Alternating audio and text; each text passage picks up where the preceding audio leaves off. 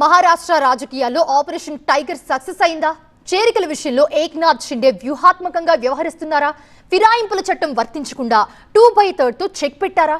ఇకపై 2029 ఎన్నికలే లక్ష్యంగా పార్టీ బలోపేతం, సంస్థాగత విస్తరణపై దృష్టి సారించబోతున్నారా? అటు మహాయుతి కూటమిలోనూ షిండే మరింత పవర్ఫుల్ గా మారబోతున్నారా? 6 ఎంపీల తిరుగుబాటు సరే, ఆ తర్వాత మహారాష్ట్ర పాలిటిక్స్ సంగతి ఏంటి?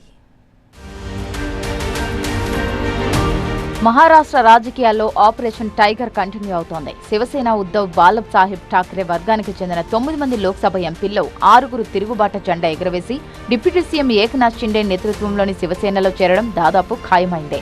ఇప్పటికే 6 ఎంపీలు లోక్సభ స్పీకర్ ఓం బిర్లాను కలిసి తమను ప్రత్యేక గ్రూపుగా గుర్తించాలని సంతకాలతో కూడిన లేఖను కూడా సమర్పించారు.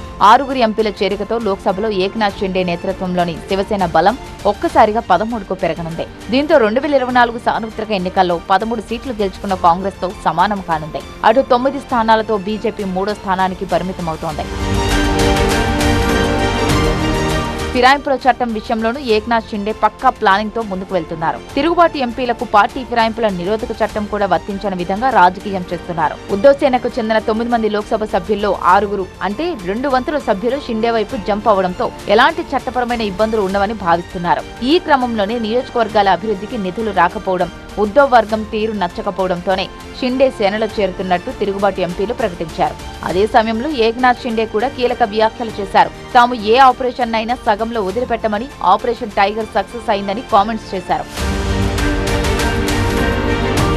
ఇక 6 ఎంపీల చేరికలు 2029 ఎన్నికల వ్యూహంలో షిండేకు మరింత బలం చేకూర్చనున్నాయి. దీంతో మహారాష్ట్ర స్థానిక సంస్థల ఎన్నికలు, పార్టీ విస్తరణపైన షిండే దృష్టి సారించనున్నారు. గ్రామీణ ప్రాంతాల్లో పార్టీ బలోపేతం, సంస్థాగతంగా విస్తరించడమే ప్రధాన లక్ష్యంగా కనిపిస్తోంది. అయితే మహారాష్ట్ర కూటమి రాజకీయాల్లోనూ కొన్ని కీలక చర్చలు నడుస్తున్నాయి. బీజేపీ షిండేకు చెందిన మహాయుతి కూటమిలో కొత్త ఒత్తిళ్లకు దారి తీయవచ్చన్న అభిప్రాయాలు వ్యక్తమవుతున్నాయి. సీఎం ఫడ్నవీస్, షిండే మధ్య అభిప్రాయ భేదాలను ఇప్పటికే కొందరు గుర్తు చేస్తున్నారు. ఏదేమైనా మహారాష్ట్ర రాజకీయాల్లో 6 ఎంపీ తిరుగుబాటు మరో పెను సంచలనంగా మారింది. ఉద్దవ్ ఠాక్రే వర్గానికి భారీ షాక్ ఇస్తోంది.